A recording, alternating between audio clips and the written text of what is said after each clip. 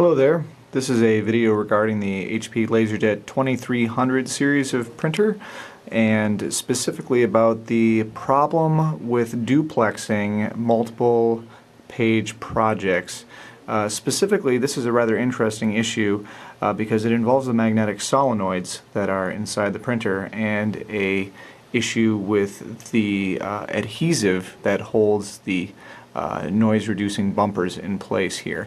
Now, I'm not going to necessarily talk about how to get the printer to this state. There are plenty of guides available online for that, but this is just to talk about how to fix the issue with duplexing and jamming problems. So, what I want to point out here is that this printer is probably at least 5 or 6 years old. I don't know the exact date, and it was brought into us because it was jamming. Basically, these solenoids here help hold the gears in place. Sorry if that's a little bit blurry there. I'll try to back it out a little bit. Anyway, so these gears get held back and forth by these solenoids, which are little magnets down here. Now, originally, when HP sells these, there's a little tiny bumper that basically prevents that noise there. But over the years, that bumper gets worn down, and then all that's left stuck on the metal is just the adhesive that originally held the bumper in place. And you can already probably tell where I'm going with this. What happens is that the adhesive just causes this little metal armature to stick in place, and then because printers depend on millisecond or less time differences, obviously everything goes downhill from there. So if you watch what happens here, basically when I release this, it should snap back right away, but if it sticks hard, you see how there's a delay when I release my finger from that. That's what's causing the printer to jam.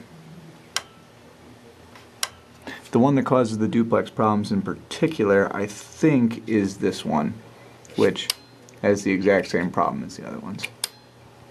So, we have to remove those solenoids. Once you have the solenoid removed, just one screw down there should do it. What you can do is remove the spring from the solenoid that holds the armature in place. And yeah, just to try to turn this into the light here, you can already see that there's all kinds of black gunk caked on the top and bottom there. That's the remainder of the bumper. So here's a bumper right there. And there might have been a little bit of one up there at the top as well. So here and here, we need to just get all of that stuff just rubbed completely off. You can replace it with something, maybe wrap some string or some sort of non-adhesive method, but really, for a printer this old, I'm just going to choose to leave it completely uncovered. It might make a little bit more noise, but at least we can be assured that this problem isn't going to happen in the future. So we go find some rubbing alcohol and a tissue and go to work on it.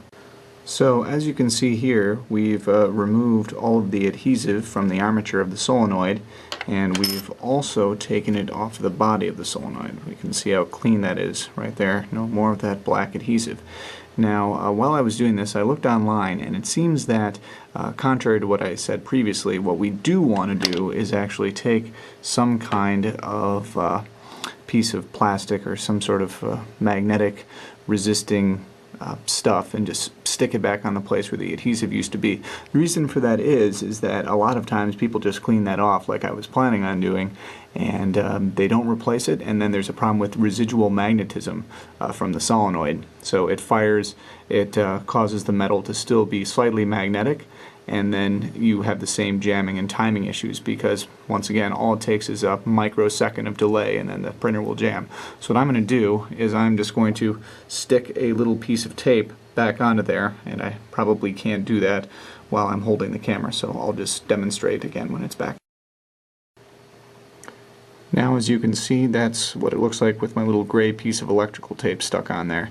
Now you can go ahead and put the spring and the screw back into the solenoid and hook it back in. Just be very careful when putting the spring back on there, because I would suggest doing it from this angle here, otherwise that spring is going to try to act like a rubber band and shoot off into far corners of your office, which has already happened to me twice now, so just be careful when hooking that back on.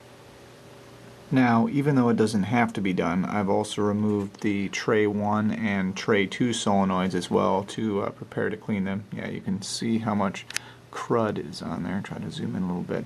Yeah, that brown patch there, that's what is on all the solenoids, and that's what you need to remove because it gets really sticky with use. It doesn't feel as bad as the duplexer one was. But yep, that is the main cause of the sticking issue. So we'll get those cleaned off and hopefully things will work. Once you've taken care of the other two solenoids for tray 1 and tray 2, right before you put it back on, go on and give it a try. You should be able to press on the armature really hard and still not have it stick at all. So that should mean that, of course, the adhesive, thanks to the little electrical tape I put on there, it's not going to pose a problem, and we're not going to have any issues with residual magnetism either. By the way, if anybody knows where this part goes to, I think it fell off of the network card box at some point, so I don't think it's anything important, but if you know where it goes, please let me know. Thanks.